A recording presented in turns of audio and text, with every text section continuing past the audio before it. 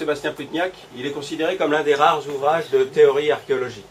Et ça tombe bien puisque l'anarchie est une idéologie et une théorie, et il se trouve que l'approche que Pierre a proposée de l'archéologie dès cette époque était une approche originale et, selon moi, fondamentalement anarchiste. C'est d'ailleurs pour ça que je l'ai convaincu de republier Préhistoire du futur avec Sébastien Plutniak, et que j'ai essayé de l'engager au sein du dialogue vers un aspect plus spécifiquement politique de l'archéologie, en fait. Voilà. Donc, je vais laisser la parole à Pierre, puisque je lui ai donc posé cette colle. En quoi l'archéologie est-elle politique?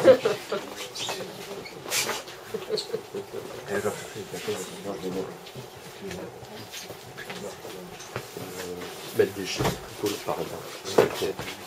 Ouais. Oui. J'ai l'impression, hein. Ouais. Ouais, non, il est parti se chercher un café. Donc je pense que tu peux te positionner là, si tu veux.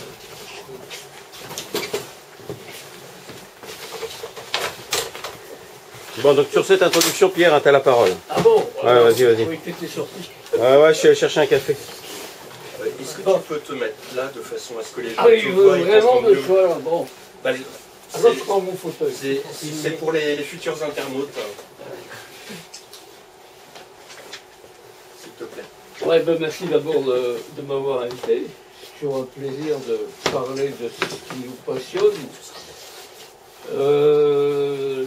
L'archéologie, j'avais pensé dire ce que je vais dire à l'instant, à la fin, en conclusion de ma communication. Et puis dans le train, il m'est venu l'idée que je pourrais le dire dès l'entrée du jeu. Ouais, je vois. Quand j'ai commencé dans mon métier, il y a beaucoup de gens qui me demandaient mais à quoi sert l'archéologie? Alors, comme je ne savais pas quoi répondre, parce que je n'étais pas du tout archéologue en entrant, hein, j'étais géologue, j'ignorais même qu'on puisse gagner sa vie avec l'archéologie. Et donc je me suis tourné vers mes collègues, patrons, Géo, Briard, Lellouache, tous les grands noms que vous connaissez sans doute. Hein. Et leur réponse était à peu près la même, ça sert à sauver le patrimoine. Et quand j'ai sorti ça à mes interlocuteurs qui n'étaient pas du métier, et pourquoi sauver le patrimoine? Et cette question pourquoi m'a tracassé très longtemps, jusqu'à ce que Gwenolé me pose comme question pour la réédition de Préhistoire du futur. L'archéologie est-elle politique? Et là, ça fait tilt. C'est à partir de ce moment-là que j'ai commencé à réfléchir à certaines choses qui m'étaient passées au-dessus du chapeau à l'époque. Alors, quel est le but de l'archéologie déjà? Le but de l'archéologie, c'est de construire des récits. Et les archéologues construisent au moins 3 sortes de récits. Le premier qui les concerne, qui fait appel à l'héritage du XIXe siècle. Nous sommes les descendants des grands précurseurs de l'archéologie en Bretagne, donc des collectionneurs quelque part. On reviendra sur la notion de collection. Mais nous sommes meilleurs qu'eux.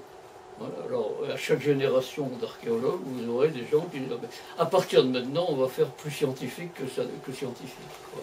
C'est comme le persil qui lave plus blanc.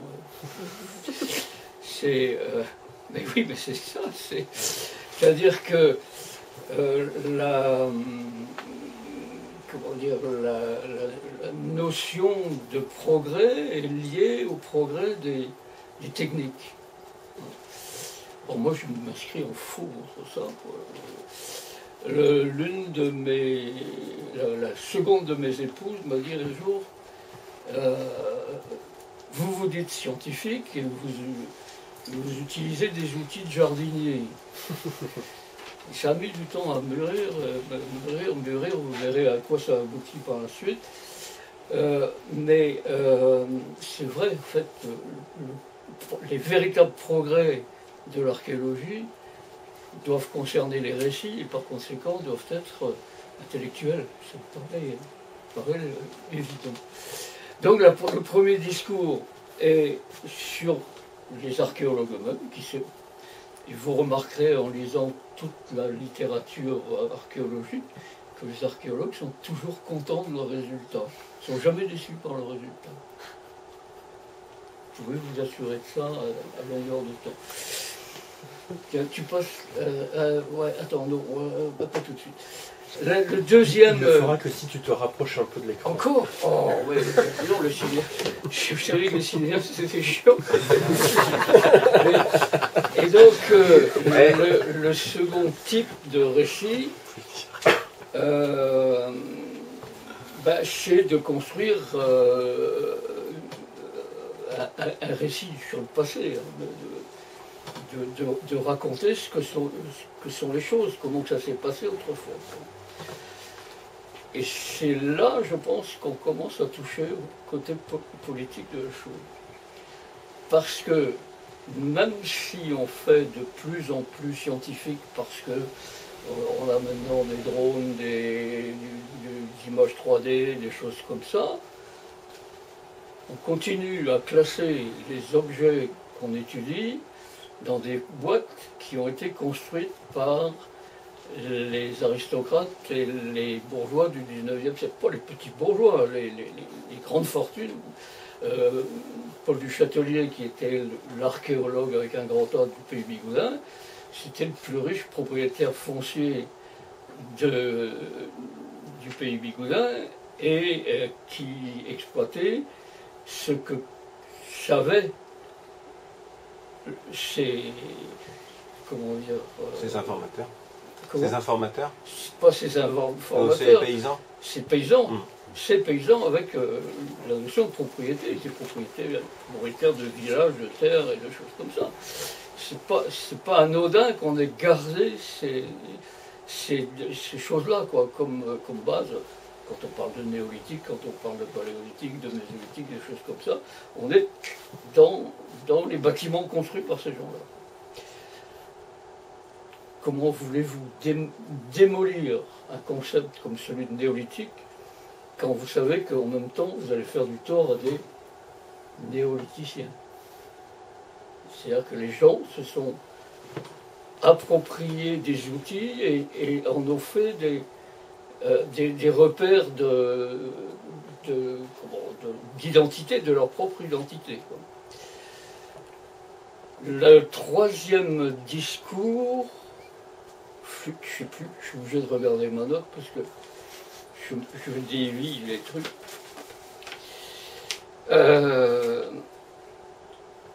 Oui, et les archéologues se disent, c'est pour ça que je suis apolitique. Et le fait de se dire apolitique est déjà une manière de camoufler qu'on a des idées politiques bien claires. Bon, je ne veux pas rentrer dans le détail de tout ça, ça vous trouverez ça aussi dans le bouquin. Après tout, il faut quand même faire de la pub pour le bouquin. Voilà, alors, on va passer... Alors, l'histoire de cette... Merci bien. L'histoire de cette communication, si on va appeler ça une communication, m'est venue le point de départ d'une série de conférences que je fais à droite et à gauche, en répondant à des questions comme celle-là, pas nécessairement celle-là d'ailleurs, m'est venue... Vas-y, passe la première image, là. Voilà un tableau que j'ai réalisé, des menhirs de l'Espurite. Il y en a un qui est couché, l'autre qui est debout. Et j'ai l'habitude de faire visiter ce site, que je vous invite à venir visiter d'ailleurs, vous organisez une excursion, vous piloterez, qui ont une particularité, c'est qu'ils sont en fond de vallée. Et donc quand je fais visiter ce site, je les situe par rapport à la suivante. C'est pour ça que je regrette que Régine ne soit pas là. C'est le pays bigoudin. Et on a toute une série de menhirs qui sont situés en fond de vallée, quasiment les pieds dans l'eau. C'est une originalité de ce secteur-là qu'on retrouve rarement ailleurs. Et là où on le trouve, moi je pense que c'est sur le long de route qui quittait le pays lyonnais pour aller rejoindre les grands parcours. Et donc j'ai tout un discours sur cette répartition qui ne peut pas être anodine. Quand on a découvert cette disposition-là dans les années 70, il y a eu des travaux au port de l'Esconil et alerté par un informateur,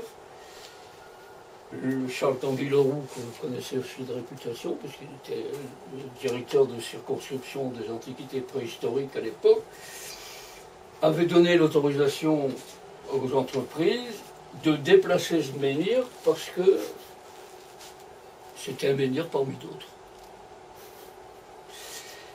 Et là, on est à une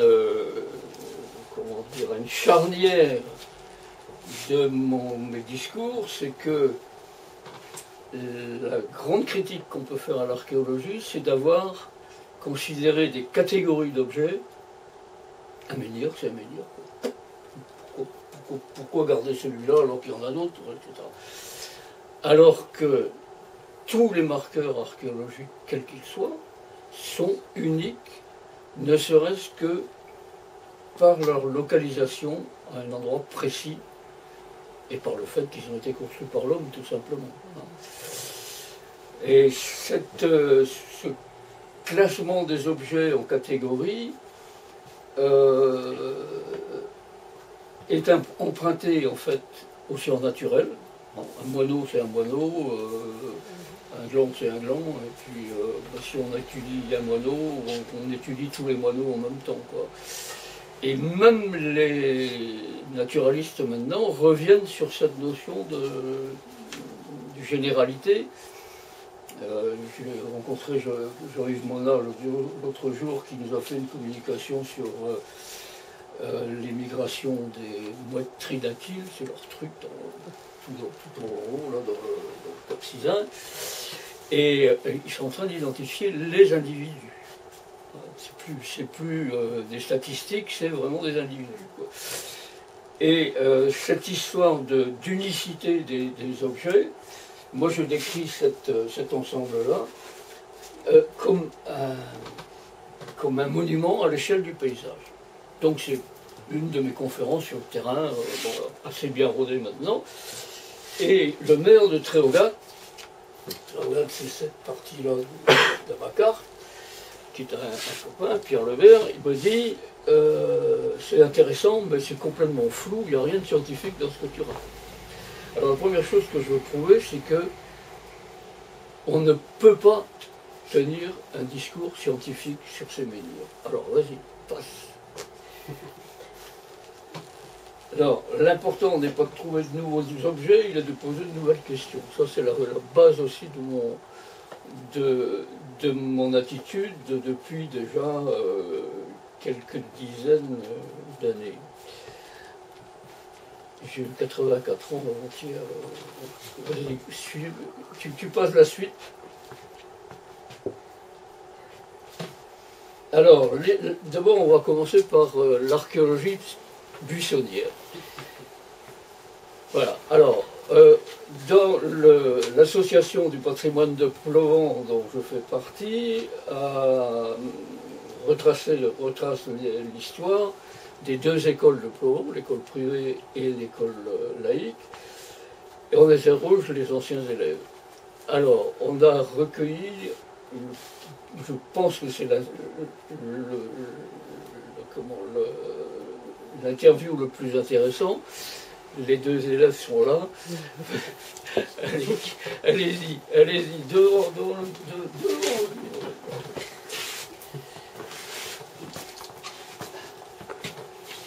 Allez-y. J'avais décidé de ne pas aller à l'école ce jour-là. J'avais quitté la maison le matin, mais je n'avais pas pris la route de l'école, quoi. Je suis parti faire des buissons. Mais où? Vers quel coin? Vers le Vauarn, on appelait ça. J'étais parti et j'allais passer l'après-midi là-bas. Toute la journée même. Mais tu étais tout seul? Tout seul, pas manger du tout. Donc j'avais décidé de ne pas aller à l'école, point. Alors, qu'est-ce que tu as fait de ta journée? Rien. Écouter les oiseaux. Tu avais même pas ton flèche-gomme? Non, même pas.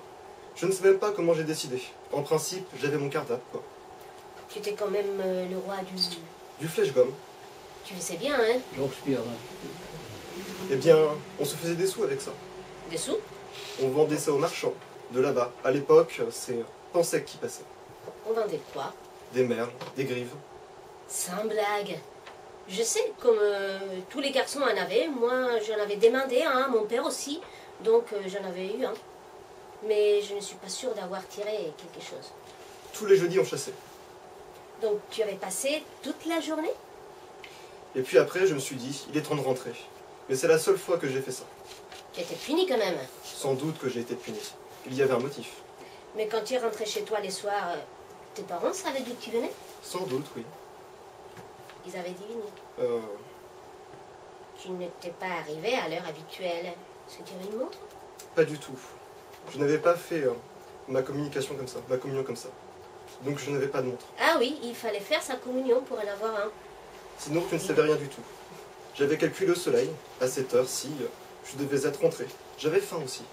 Yvette, elle devait être contente. Sur double punition le soir. Du bruit. Dureuse encore. C'est la seule fois. Pourquoi j'ai fait ça? Je ne sais pas. J'avais décidé comme ça. Oh oui, mais si c'était après Noël, il faisait froid. Oui, mais je savais très bien qu'il faisait froid. L'école buissonnière, l'été encore, je dis pas. L'été. On était en vacances. Non mais tu sais, quand on avait 3 mois de vacances, juillet, août, septembre, tu t'en rappelles? Ah bah oui, c'était bien. Trop, beaucoup trop. Je n'avais plus envie de retourner à l'école après. Je vous ai fait dire ça parce que... Tiens, tu peux le garder si tu veux. Je vous ai fait dire ça parce que c'est exactement ce qui m'est arrivé en fait. De découvrir l'école buissonnière, en fait. Ce qui est intéressant là-dedans, c'est il y a plusieurs choses. Hein. D'une part, je ne sais pas pourquoi je fais ça. Si bien que, aussi si j'ai monté cette conférence, c'est en me disant que les compliments de Grégor dont tu viens de parler, et encore tu n'as pas lu la lettre qu'il avait envoyée au journaliste, et qui est délirant à sa manière. Quoi. Et ce qu'en dit Sébastien dans le bouquin m'ont toujours semblé exagéré. Parce que ce que représente ce livre, ce n'est pas mon parcours scolaire. J'étais un élève très très moyen, toujours au ras de la moyenne, quoi, un peu plus que moi. La brasse coulée, quoi. Et étudiant moyen aussi. Et chercheur moyen, je n'ai jamais dépassé mon niveau de compétence, qui était chargé de recherche, et pas plus, quoi. Et ce qui m'a sauvé, je peux dire, c'est ce genre de recherche de connaissances qui apparaît dans le témoignage. Il connaît les oiseaux, il en tire parti, il s'en fout d'avoir faim, d'avoir froid, il s'en fout d'être puni ou pas puni. C'est exactement ce qui s'est passé. Quoi. Suivant. Alors voilà l'illustration de cette chose-là. Mon élève buissonnier et ses connaissances, et il est bien. Et il a fait ça qu'une seule fois. Et puis, l'école telle que vous la dénoncez dans vos affiches, hein, c'est la normalisation des élèves par un type lui-même normalisé. Quoi. On classe des... Ça, c'est un truc qui m'a toujours stupéfait. On classe des enfants qui ont tous les mêmes problèmes, depuis la maternelle jusqu'à l'adolescence. Jusqu'à l'adolescence, qu'est-ce que je dis? Jusqu'à la maison de retraite. Ils ont tous les mêmes problèmes sous la férule d'un type qui est là pour faire régner la discipline. C'est pas une vie sociale. Ça. Et en préparant cette conférence, j'y reviendrai tout à l'heure, on parle beaucoup d'activité d'éveil dans les écoles. Ça veut dire quoi, activité d'éveil? Ça veut dire que l'école endort, en fait. Vous êtes d'accord? Bon. Alors, tout du long de ma conférence, je vais opposer les images en couleur à des images en gris, quoi. En valeur de gris, en nuance de gris. Tu vois l'écran, là? Tu sais mieux, non? Alors, voilà, la suivante. Voilà, alors, mon histoire, en fait, commence avant mon entrée au CNRS. Pierre-Jean Bérou, un instituteur nommé à Provence. Ça commence même avant. Ça commence au 19e siècle, en 1862, 63, par là. Il y a un instituteur qui est nommé à Provence. Il arrive, je ne sais pas comment il s'est déplacé jusqu'au pont qui sépare Tréogat de Provence. Et quand il voit l'état du pont et l'état de la route de l'autre côté, il fait demi-tour et dit je ne veux pas à Provence. 100 ans plus tard, Pierre-Jean Bérou, il n'avait pas trop, il cherchait un poste pas trop loin du Guilvinec. Et il a trouvé ce poste parce que l'instituteur qui avait été nommé à Provence, il arrive par Tréogat, quand il voit l'état du pont et quand il voit l'état de la route de l'autre côté du pont, il fait demi-tour, il dit je crois pas. Mais c'est authentique, 100 ans après. Et donc Jean Bérou est nommé pendant 2 ans, enfin il passe 2 ans à Provence, et alors c'est là aussi qu'il y a tout un problème derrière ce que je veux dire, c'est que, encouragé par une circulaire ministérielle, il décide de remplacer l'enseignement de l'histoire selon Michelet par une activité d'éveil à propos à partir de ce qu'on trouve sur Provence. Je vais faire des enquêtes à ces élèves dans tous les domaines. Je vais faire des enquêtes sur l'histoire. Il y a des élèves dont les parents conservent de véritables parchemins sur les titres de propriété, des choses comme ça. Il fait faire de la prospection, son argument, c'était de les mettre sur la piste de la qualité des terres. Donc les élèves cherchent des trucs dans les champs, interrogent leurs parents sur la qualité des terres, ce qu'on y sème, etc.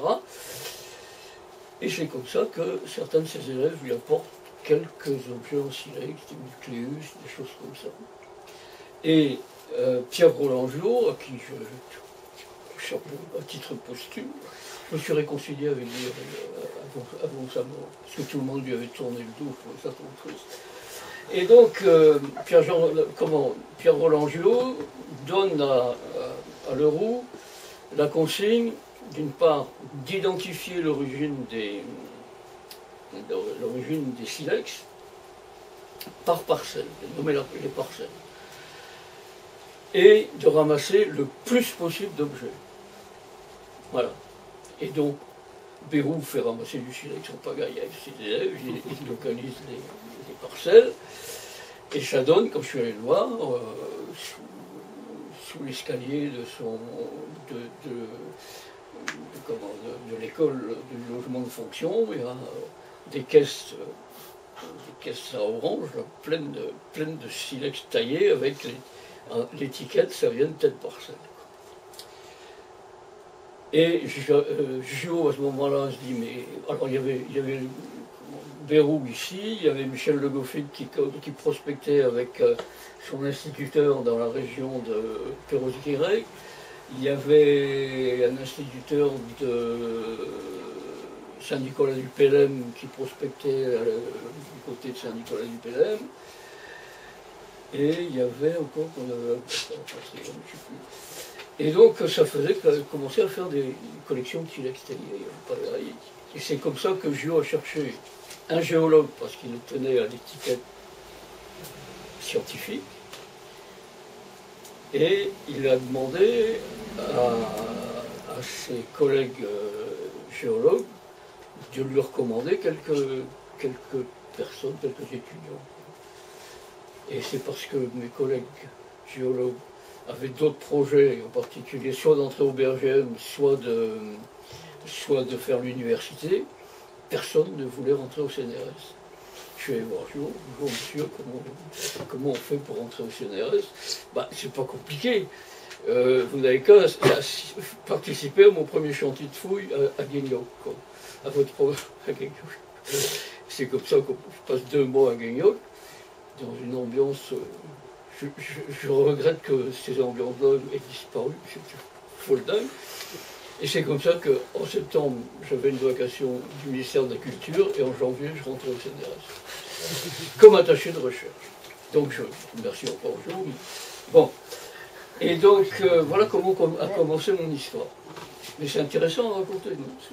Bon. Vas-y. Alors, là, c'est en 63. Hein. Donc, j'étudie les collections.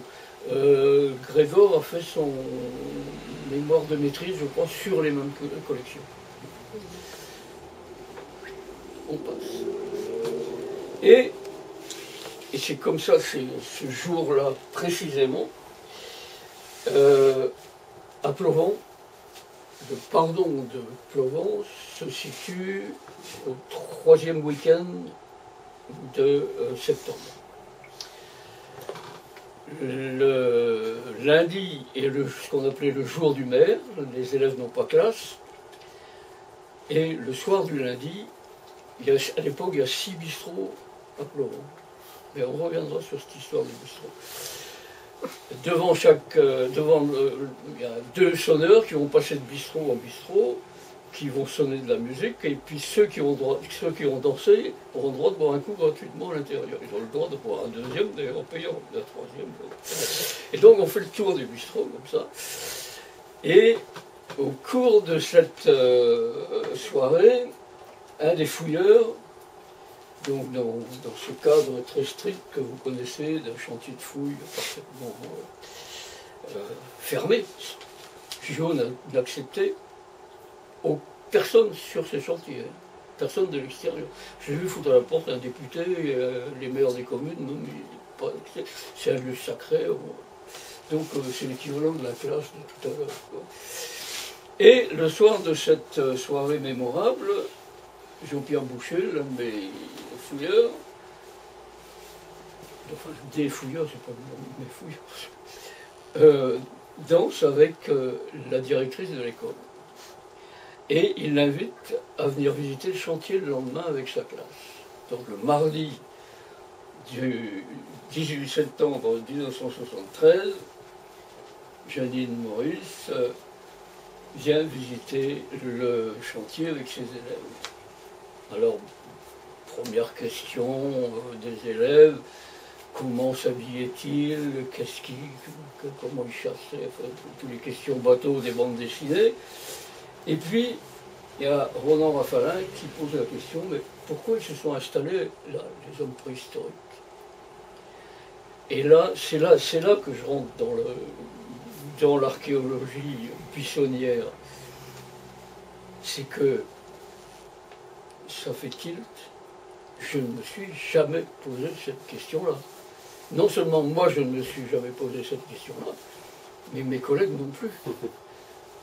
Personne ne pose cette question-là avec l'intention, si, oh ben ouais, c'est bien disposé par rapport au soleil, par rapport au vent dominant de mon œil. Et là, c'est là que je suis incapable, le témoignage l'a dit tout à l'heure, je ne sais pas pourquoi je fais ça. Et moi, je ne sais pas non plus pourquoi je suis rentré moi. Et donc voilà, on continue. Et là, je pose 2 questions subsidiaires. Pourquoi et comment l'homme préhistorique et la femme préhistorique et l'enfant préhistorique se sont installés là? Et la suivante. Pourquoi et comment Pierre-Jean Bérou a découvert ce site? Ces questions me mènent à territoire des hommes d'avant, prospection, éducation populaire, pour améliorer les conditions de prospection, territoire des hommes d'aujourd'hui, recherche de modèles. C'est simple, c'est clair. Avec là, qu'est-ce qu'un territoire? Et c'est la clé de cette histoire de territoire et la clé de pression du futur. Et à l'époque, quand je réponds à la question « qu'est-ce qu'un territoire ?», j'arrive très vite à l'idée qu'un territoire, c'est un équilibre entre un espace géographique, des techniques qui permettent de tirer parti de cet espace géographique, et une société qui produit ces techniques, qui exploite ce territoire. Et en préparant cette conférence présente, il m'est venu une autre idée, c'est que l'identification à un territoire, alors, je ne suis pas certain de ce que je dis, mais c'est une question que je pose. Est-ce que un territoire, ça ne serait pas le territoire intime, votre territoire intime, mon territoire intime, le territoire intime de ceci et de cela, est-ce que ça ne serait pas l'espace qui nous nourrit d'une manière ou d'une autre? Et effectivement, les territoires anciens, disons avant le remembrement des terres agricoles, l'industrialisation des exploitations, etc., les gens étaient très attachés, ils vivaient quasiment en autarcie, quoi, dans les fermes.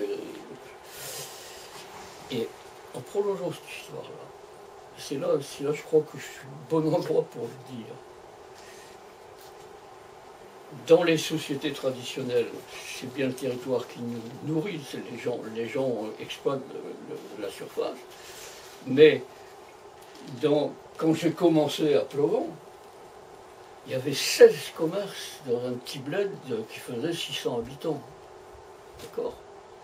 Et ces habitants de cette commune étaient concernés par ce qui se passait dans le territoire qui les nourrissait. Vous êtes bien d'accord?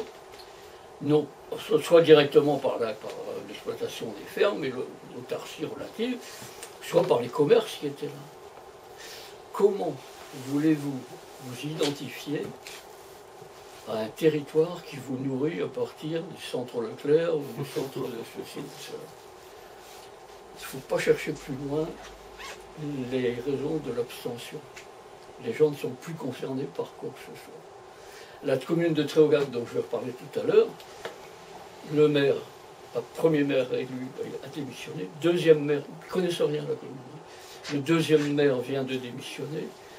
Trois élus ont suivi.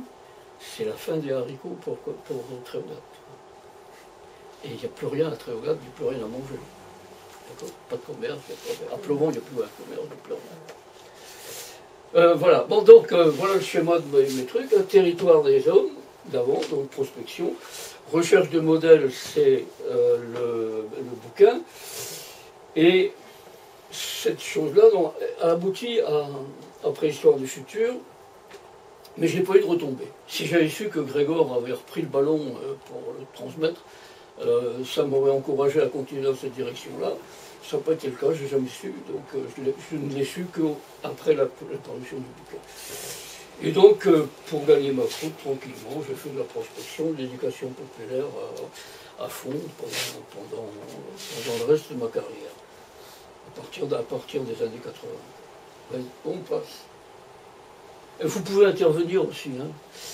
Alors, la prospection, traditionnellement, nos informateurs qui prospectaient, j'en ai cité quelques-uns, hein, ils sont là tranquilles dans leur champ, ils vont voir en solitaire. Et moi, à partir de ce moment-là, je dis, mais si on met une dizaine de personnes sur un terrain, ça fait 10 perdus, et les gens ne voient pas la même chose. Moi, je suis capable de voir à 10 mètres devant un microlitre, des petits trucs gros comme l'ongle, à 10 mètres, je sais reconnaître le reflet que ça a, la forme, etc. Et il y en a, mais je suis incapable de voir un nucléus. Si j'ai 10 personnes autour de moi, je vais multiplier les réflexions, et c'est comme ça qu'on a découvert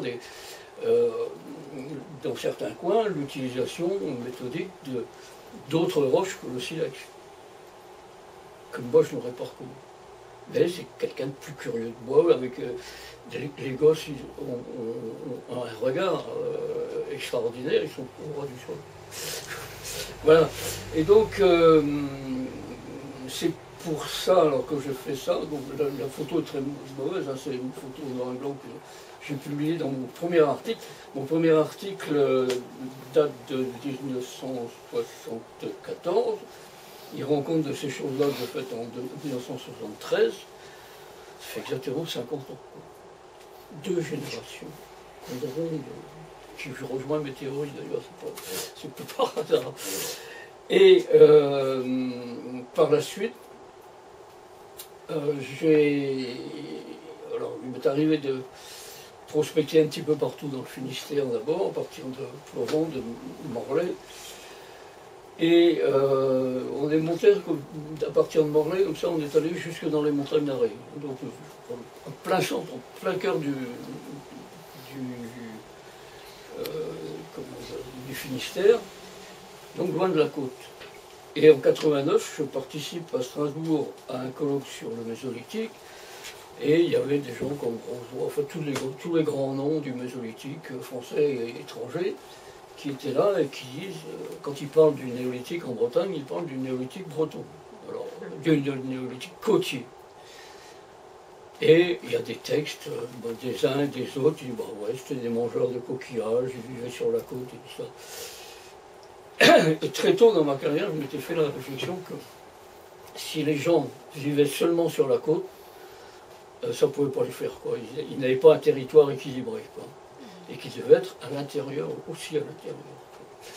Et donc je décide, pour améliorer ce qu'on savait déjà, c'est-à-dire qu'à partir de Morlaix, j'avais prospecté avec quelques lycéens qui étaient intéressés, puis des correspondants habituels. Je décide de monter ce que j'ai appelé les séminaires de terrain. Séminaires de terrain, j'invitais des collègues archéologues, un tiers de collègues archéologues, un tiers de gens connaissant les problèmes de prospection, ce qui n'est pas le cas des collègues. Hein. Les collègues, on leur livre le matériel, ils ne vont pas le chercher. Je ne sais pas comment c'est maintenant, mais jusqu'au début des années 2000, aucun archéologue n'a découvert lui-même ni un monument nouveau, ni un dépôt de bronze, c'est toujours les gens de terrain qui c'est-à-dire les gens, l'élève qui fait l'école buissonnière. L'origine des collections, des recherches, c'est l'école buissonnière. Et donc, un tiers de béotiens qui n'y connaissent rien et qui ont envie de connaître. Et Grégor, dans un de ses articles, souligne que j'ai dû récolter à peu près 1 millier d'occurrences nouvelles, quoi. Bah ouais, on multiplie les trucs. Et la première année où j'ai organisé mes séminaires de terrain, on s'installe à Brasparts où on n'avait aucune information. Et c'est là où l'équipe d'ailleurs à laquelle appartenait Grégor, encore un comportement buissonnier, au lieu de rester sur la commune de Brasparts, comme j'avais dit, mais je connaissais déjà le système, tu donnes un ordre, donc tu donnes un cadre, mais c'est pas pour rien que je sais qu'il y a des gens qui vont sortir du cadre et que c'est ceux-là qui vont découvrir un truc.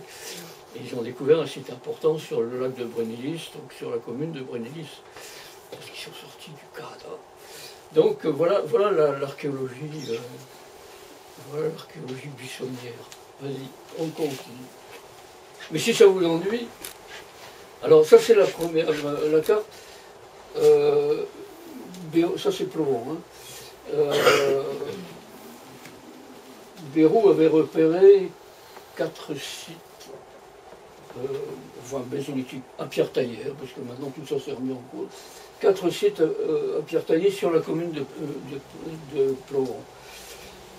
au bout de 15 jours de prospection avec des équipes nombreuses, voilà à quoi on aboutit. Quoi.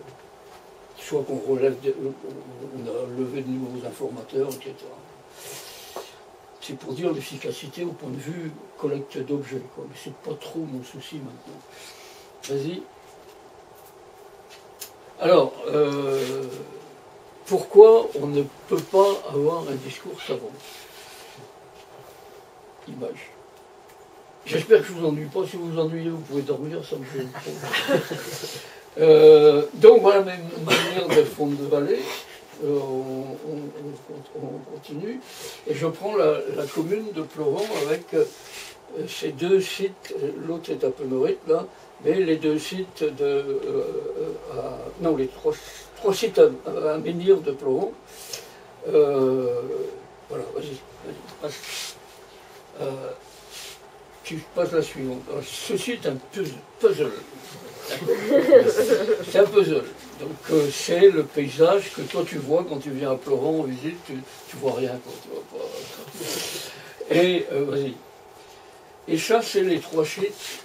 Alors, les trois sites de Menhir, celui-ci a les pieds dans l'eau, celui-ci a les pieds dans l'eau, et celui-ci sur une colline. Et ici, vous avez les trois dolmens de Ploran. Bon. Je vous mets au défi de dire ce que représente le puzzle entier.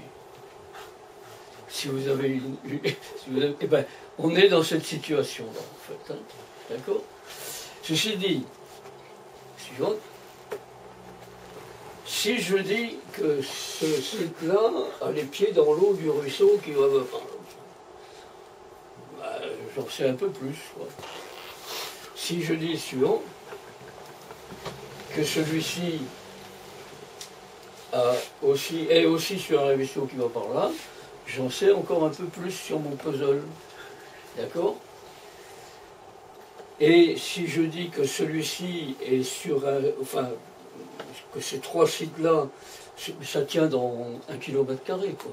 Ils sont très proches. Ils sont sur un cheminement qui va de